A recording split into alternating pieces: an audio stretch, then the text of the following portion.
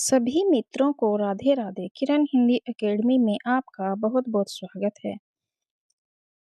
जैसे कि हम पिछली परीक्षा में आए हुए प्रश्नों को कर रहे हैं, आज हमारे भक्ति काल पर आधारित सभी प्रश्न ऐसे हैं जो किसी न किसी परीक्षा में आए हुए हैं।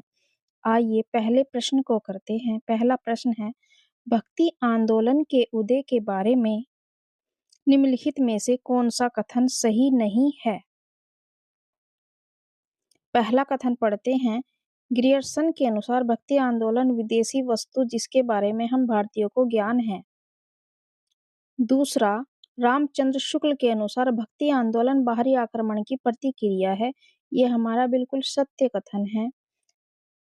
तीसरा है, हजारी प्रसाद द्विवेदी के अनुसार भक्ति आंदोलन भारतीय चिंता का स्वाभाविक विकास है। भारतीय चिंता का या भारतीय चिंतन का स्वाभाविक विकास है। यह भी हमारा सही है। मैनेजर पांडे के अनुसार भक्ति आंदोलन जन संस्कृति का आंदोलन है।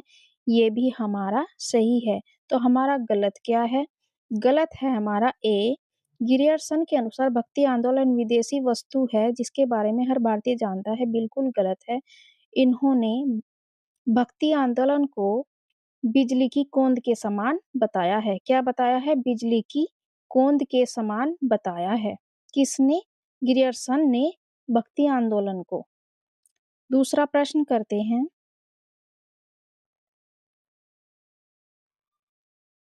दूसरा प्रश्न है, समग्र भक्तिकालीन काव्य पर कौन सी विशेषता लागू होती है? यानी कि ओवरऑल जो हमारा पूरा भक्तिकालीन काव्य है उस पर निम्नलिखित में से कौन सी विशेषता पूर्ण रूप से लागू होती है? यानी कि पूरे पर। अवतार में विश्वास, जाति प्रथा का निषेध, उपर्युक्त सभी, अहंकार का त्याग, ईश्वरीय लीला का गायन। तो इसमें हमारी कौन सा आंसर सही है? ये है हमारा अहंकार का त्याग, जो कि सभी संतों ने, महात्माओं ने, सभी कवियों ने, सभी संप्रदायों के कवियों ने क्या बताया है? अहंकार का त्याग करेंगे तभी हमें भक्ति प्राप्त होगी। और आप देखिए सभी प्रश्न ऐसे हैं जो किसी न किसी परीक्षा में आए हैं और प्रश्न भी बहुत अच्छे हैं। तीसरा प्रश्न है हमारा, भक्ति आंदोलन भारतीय चिंताधारा का स्वाभाविक विकास है। यह कथन किसका है? यह कथन है हजारी प्रसाद द्विवेदी का। डायरेक्ट आंसर लगाते हैं। चिंताधारा या चिंतन धारा, भारतीय चिंतन धारा का स्वाभाविक विकास है। किसने कहा है? हजारी प्रसाद द्विवेदी ने। आचार्य रामचंद्र शुक्ल ने बाहरी आक्रमण की प्रतिक्रिया के फलस्वरूप भक्ति का उदय हुआ है किसके फलस्वरूप? बाहरी आक्रमण के फलस्वरूप। अब हम करते हैं चौथा प्रश्न। चौथा प्रश्न हमारा मिलान से है, जिसमें कूट दिए गए हैं, हमको इसको मिलान करना है। सूची ए को सूची बी से मिलाइए। सही उत्तर का चयन कीजिए। पहला हमारा शुद्धाद्वैतवाद, अद्वैतवाद, विशिष्ट द्वैतवाद, द्वैतवाद। किसने इन संप्रदायों को विकसित किया है या इनके प्रवर्तक कौन है? शुद्धाद्वैतवाद किसका है? वल्लभाचार्य का ही है। अद्वैतवाद किसका है? शंकराचार्य का है। विशिष्ट द्वैतवाद किसका है? श्री रामानुजाचार्य का है। द्वैतवाद किसका है? मध्वाचार्य का है, क्योंकि मध्वाचार्य ने शंकराचार्य के बिल्कुल विपरीत अपने संप्रदाय का परिवर्तन किया था। और अद्वैतवाद क्या है? शंकराचार्य का जो अद्वैतवाद है, इसका अर्थ क्या है? यानी कि जीव और परमात्मा एक हैं, दोनों एक हैं, दोनों में कोई भेद नहीं है।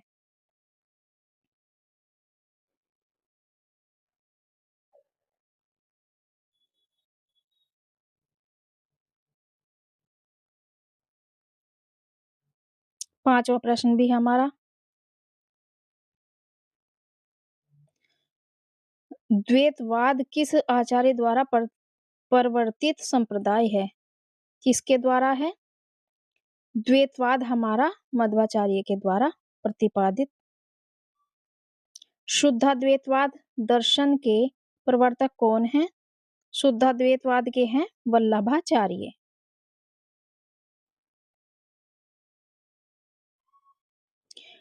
निम्नलिखित को सम्मिलित कीजिए तथा नीचे दिए गए कूट द्वारा सही उत्तर का चयन कीजिए।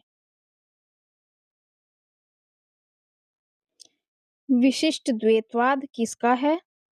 विशिष्ट द्वैतवाद है श्री रामानुजाचार्य जी का। द्वैतवाद किसका है? मध्वाचार्य जी का। और शुद्धाद्वैतवाद किसका है? यह है विष्णु स्वामी का। इसके सामने हम 2 लिख देते हैं। और द्वैताद्वैतवाद किसका है?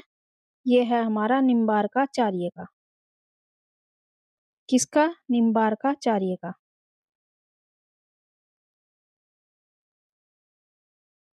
द्वैतवाद के सामने 4 और विशिष्ट द्वैतवाद के सामने 3, क्योंकि ये नीचे नहीं आ रहा है। 8वां प्रश्न है हमारा, निम्नलिखित दार्शनिक मतों को उनके प्रवर्तक आचार्यों के साथ सम्मिलित कीजिए तथा सही कूट का चयन कीजिए। ये प्रश्न इसलिए आ रहे हैं क्योंकि ये अलग-अलग परीक्षाओं में आए हुए प्रश्न हैं। हर बार ये प्रश्न बनते हैं, हर परीक्षा में ये प्रश्न बनते हैं। विशिष्ट द्वैतवाद किसका है?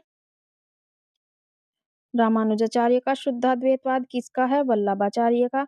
अद्वैतवाद शंकराचार्य का। द्वैताद्वैतवाद किसका है? निम्बार्काचार्य का। देखिए 2023 में बीपीएससी टीजीटी में भी ये आया हुआ प्रश्न है। अब इनमें से कौन सा जोड़ा सही है? श्री संप्रदाय किसका है?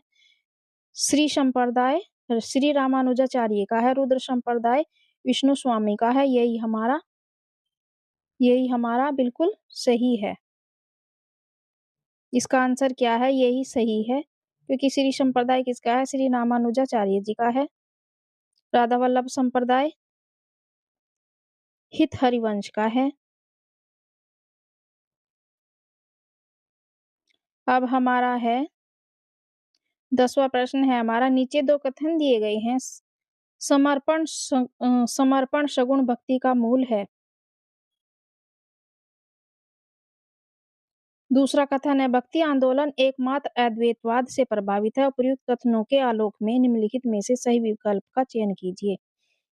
तो इसमें से मैं डायरेक्ट बता देती हूँ आपको, उपर्युक्त में से कोई सही नहीं है, क्योंकि इसमें हमारा पहला कथन तो सही है, समर्पण सगुण भक्ति का मूल है, ये तो हमारा सही है। लेकिन भक्ति आंदोलन एकमात्र अद्वैतवाद से प्रभावित है, क्योंकि द्वैतवाद, अद्वैतवाद, शुद्धाद्वैतवाद हमारा भक्ति आंदोलन सभी से प्रभावित है, सभी संप्रदायों से प्रभावित है। और जो दूसरा कथन है वो सभी में आया हुआ है, तो इसलिए हमारा इसमें से उपर्युक्त में से कोई नहीं। लेकिन कथन जो पहला है, कथन 1 है, वो हमारा सही है। और जो ये कथन दिए गए इनमें से कोई भी हमारा सत्य नहीं है। ये भी बीपीएससी टीजीटी परीक्षा 2023 में आया हुआ प्रश्न है। अब हम करते हैं 11वां प्रश्न। भक्ति की निष्पत्ति श्रद्धा और प्रेम के योग से होती है, यह कथन किसका है? डॉक्टर नगेंद्र का, रामकुमार वर्मा का, गुलाब राय का, नामवर सिंह का। इनमें से ये किसी का भी कथन नहीं, क्योंकि भक्ति की निष्पत्ति श्रद्धा और प्रेम से किसने बताई है? आचार्य रामचंद्र शुक्ल जी ने बताई है। किसने? शुक्ल जी ने बताई है। 12वां प्रश्न है हमारा, ब्रह्म संप्रदाय के संस्थापक कौन हैं? ब्रह्म संप्रदाय के संस्थापक कौन हैं? श्री मध्वाचार्य जी ब्रह्म संप्रदाय के संस्थापक हैं। और श्री संप्रदाय के कौन है? श्री रामानुजाचार्य। द्वैताद्वैतवाद के कौन है? निम्बार्काचार्य।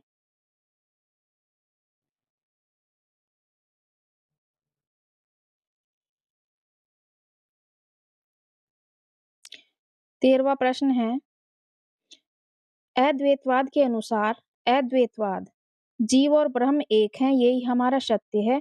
जीव और ब्रह्म जो हैं दोनों एक हैं। जीव और ब्रह्म अलग-अलग किस में बताया गया है? द्वैतवाद में जो मध्वाचार्य का संप्रदाय है। रामानुज केसरी संप्रदाय में किसकी उपासना होती थी? किसकी उपासना होती थी? शंकर की, ब्रह्मा की, विष्णु की या लक्ष्मी की? तो किसकी होती थी श्री संप्रदाय में? विष्णु की उपासना होती थी। गौड़ीय संप्रदाय के प्रवर्तक कौन हैं? वल्लभाचार्य, मध्वाचार्य, चैतन्य महाप्रभु हैं या स्वामी हरिदास है? तो इसके हैं चैतन्य महाप्रभु। गौड़ीय संप्रदाय के प्रवर्तक कौन है? चैतन्य महाप्रभु। और चैतन्य महाप्रभु के बारे में 2-3 बातें नोट कीजिए आप। इनका जो बचपन का नाम था, क्या था? बचपन का नाम इनका विशंबर था। बिल्कुल आप नोट कीजिए, विशंभर था। और घर का नाम, जैसे निकनेम होते हैं, घर का नाम इनका क्या था? चैतन्य महाप्रभु का निमाई। क्या नाम था? निमाई।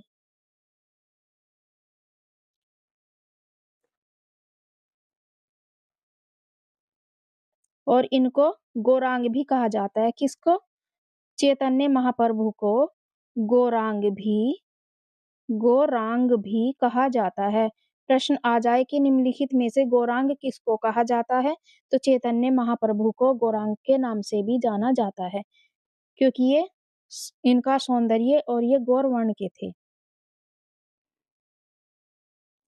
16वां प्रश्न है, महाराष्ट्र के भक्तों में किनका नाम सबसे पहले आता है? तो आप बताइए, किनका नाम पहले आता है? सूरदास का, तुलसीदास का, मीराबाई का या नामदेव का? महाराष्ट्र के कौन है? नामदेव है। और नामदेव से ही भक्ति का आरंभ माना जाता है।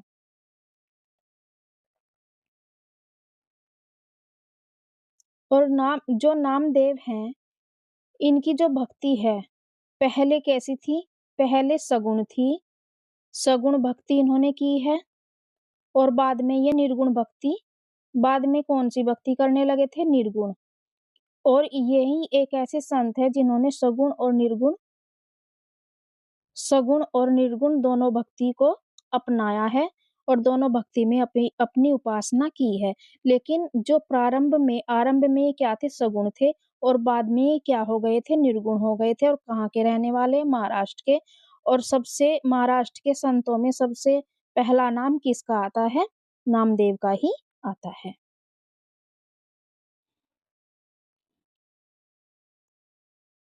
नामदेव का संबंध किस प्रदेश से है? यह भी हम पढ़ के रहे हैं, महाराष्ट्र से। विठोबा का भक्त किसे माना जाता है? किसको माना जाता है? रहीम को, मीराबाई को, सूरदास को या नामदेव को? किसको माना जाता है? विठोबा का भक्त। विठोबा खेचक किसका? नामदेव। 19वां प्रश्न है, तमिल भाषा में किस महाकवि ने रामायण की रचना की है? किसने की है? कंब या कंबन ने। और बंगला में किसने की है? कृतिवास ने। अब हमारा आता है 20वां प्रश्न। 20वां प्रश्न हमारा कालक्रम से है। कालक्रम में इनको लगाना है कि पहले किसका जन्म हुआ। अब हम निम्नलिखित को कालक्रम के अनुसार लगाइए। सूरदास का जन्म कब माना जाता है? 1478 माना जाता है। हरिदास का जन्म कब माना जाता है? 1512 माना जाता है। 1512। और अब मीराबाई का जन्म किसी ने 1504 भी माना है, अलग अलग विद्वानों के अनुसार 1504 भी माना है। रसखान का बच्चन सिंह ने, किसने? बच्चन सिंह ने 16वीं शताब्दी का उत्तरार्ध माना है। किसका? 16वीं शताब्दी का। 16वीं शताब्दी का उत्तरार्ध माना है, जबकि इनका जन्म 1548 भी माना जाता है। 1548 भी। तो इन तारीखों के अनुसार इनका जन्म, इसमें से कोई सा भी सही नहीं बैठता। इसलिए जो आयोग में ये प्रश्न आया था तो उसने इसको मूल्यांकन से बाहर कर दिया था, क्योंकि अलग अलग विद्वानों ने अलग अलग जन्म इनके माने हैं। भक्ति काल की समय सीमा क्या है? विक्रम संवत 1275 ईस्वी, विक्रम संवत 1700 तक, विक्रम संवत 1275 से 1800 तक, विक्रम संवत 1875 से 1850 तक। और इसका आंसर हमारा है उपर्युक्त में से कोई नहीं, क्योंकि 1375 विक्रम संवत से 1700 माना जाता है। भक्ति काल की भक्ति काल की समय सीमा क्या मानी गई है? क्या मानी गई है भक्ति काल की समय सीमा? 1375 विक्रम संवत से 1775 विक्रम संवत मानी गई है। उसके 1700 से फिर हमारा कौन सा रीतिकाल आ जाता है?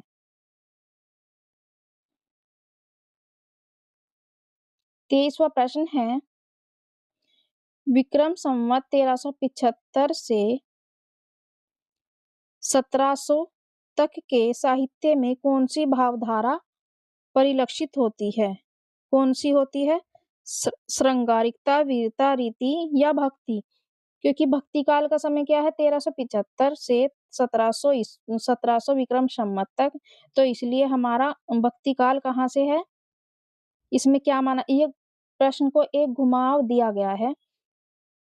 परीक्षा के अनुसार इसको क्या दिया गया है कि श्रृंगारिकता किसमें है? श्रृंगारिकता हमारी रीतिकाल में है। वीरता किसमें है? आदिकाल में है, यानी कि वीरगाथा काल में है। और भक्ति किसमें है? भक्ति काल में है। और भक्ति का समय क्या है? 1375 से 1700 ईस्वी तक, 1700 विक्रम संवत तक। और ये जो हमारे हमारे जो कालों का विभाजन है, बंटवारा है, ये किसके अनुसार है? आचार्य रामचंद्र शुक्ल के अनुसार है। और उन्होंने इसको विक्रम संवत में ही बांटा है। यह भी हमें ध्यान रखना है। 24वां प्रश्न है हमारा, इनमें से अकबरी दरबार के नवरत्नों में शामिल कवि थे, कौन थे? रहीमदास। कौन थे? रहीमदास। तुलसीदास नहीं थे, कुंभन नहीं थे, और रसखान भी नहीं थे। मानसिंह भी आते हैं, टोडरमल भी आते हैं अकबरी के नवरत्नों में, यानी कि नौ रत्न। अब हमारा 25वां प्रश्न है और ये हमारा आखिरी प्रश्न है। यदि आपको प्रश्न अच्छे लगे हों तो आप चैनल को सब्सक्राइब करें, लाइक करें और शेयर भी अवश्य करें। रहीम किसके दरबार में कवि थे? किसके दरबार में थे? अकबर के। किसके? अकबर के। और ऐसे ही अच्छे-अच्छे प्रश्नों की श्रृंखला आपको अब लगातार मिलेगी। तो देखने के लिए बहुत-बहुत धन्यवाद।